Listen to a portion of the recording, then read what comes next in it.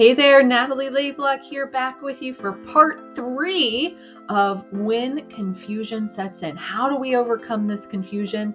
Well, if you missed parts 1 and 2, be sure and go back and watch those, because we're going to be kind of summing it all up today in part 3 and helping you move forward, take powerful action in spite of any fear, doubt, confusion that you may be feeling.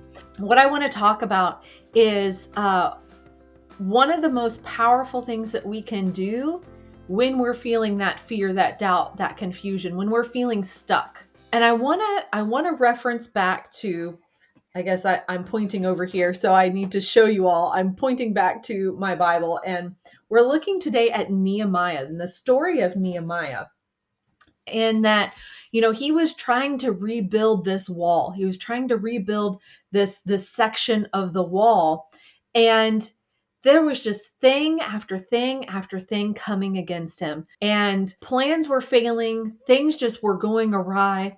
And as if that weren't bad enough, there were people who were trying to intimidate him. There were people who were coming to speak against what he was doing. They were pot stirrers, and they were trying to stir up dissension, frustration, and just really tear down the mission that he knew God had called him to. And it was so bad that they even tried to involve other governors and people of authority in the area to say, hey, they're rebuilding this wall so that they can come in opposition to you, so that they can steal the territory, the kingdoms that you have been given authority over.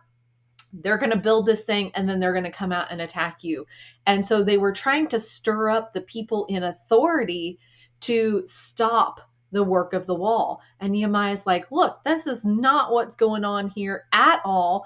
I'm just trying to do my job. I'm just trying to do what God's told me to do. I have no ill will or intent against you whatsoever.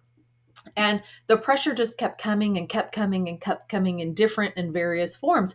And I know for you, it may feel like that in your business as well, that the things that you're doing, the strategies that you're implementing, the people you're coming across, they may not be the most encouraging. Strategies may fall through. Things may fall apart. And as we've been talking about, there's even sometimes the great accuser will come against you, and you'll feel some of that spiritual oppression.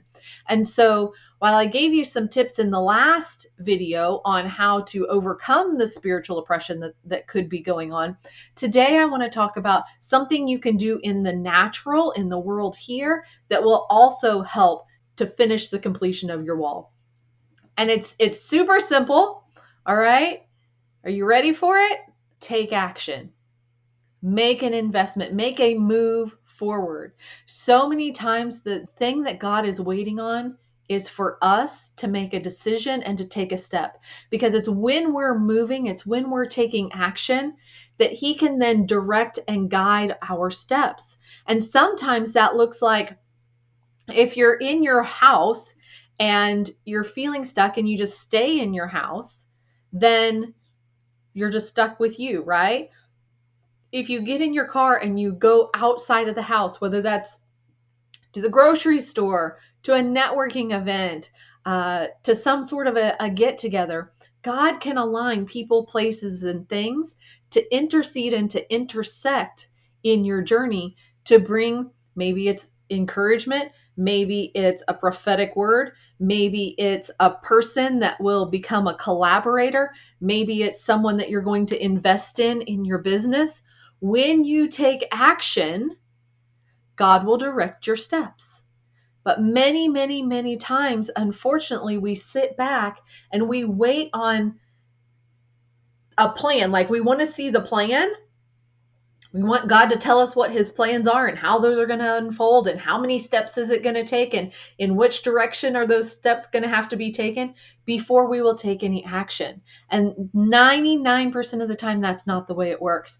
God wants us to step out in faith. He wants us to take action, and then he will guide and direct our steps. I came across this quote today. Well, I guess let me summarize first the theme or the I guess it is the theme of Nehemiah, and that is stick to the plan, stick to the action. Continue pursuing in perseverance, stick to that plan, stick to the action, and continue the work that you are confident that God has called you to. And then all of those muddy, murky steps that seem like you're sifting through that gray clay that we talked about the other day, all of those are going to start to realign. They're going to start to get more clear, and you're going to see further and further ahead of you what you should be doing.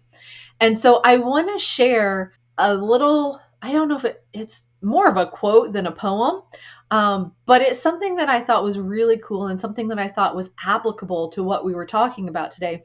And it was something that Theodore Roosevelt once said, and it's called The Man in the Arena.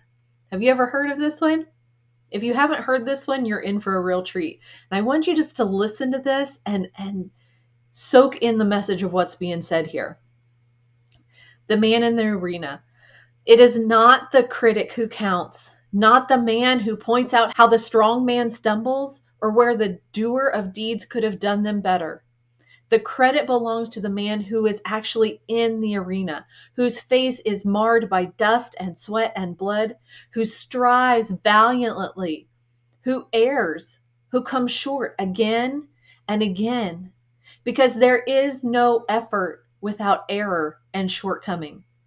But who does actually strive to do the deeds? Who knows great enthusiasms, the great devotions? Who spends himself in a worthy cause?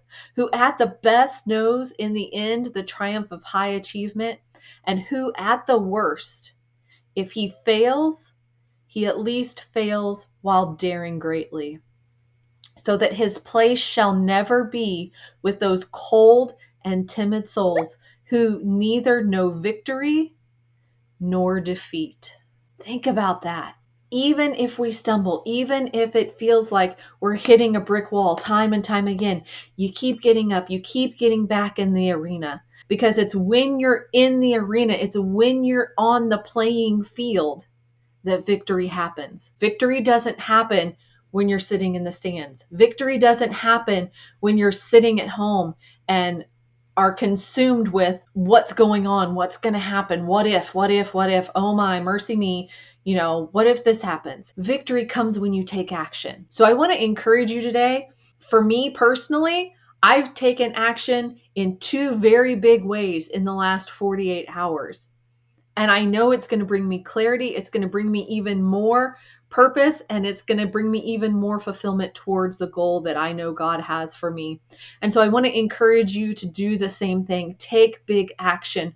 Whatever that is that you have been putting off, that you've been thinking about, stewing about, worrying about, wondering if it's going to work out, take action. Take a step towards it and put yourself in action so God can direct your path. All right. I hope this has landed for you. I hope this has kind of just knocked it out of the ballpark, that you're feeling more confident now, that you can see a path forward. You have some tools, you have some resources to help get you back in the game.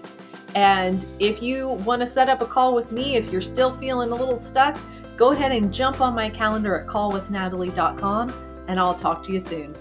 Bye-bye.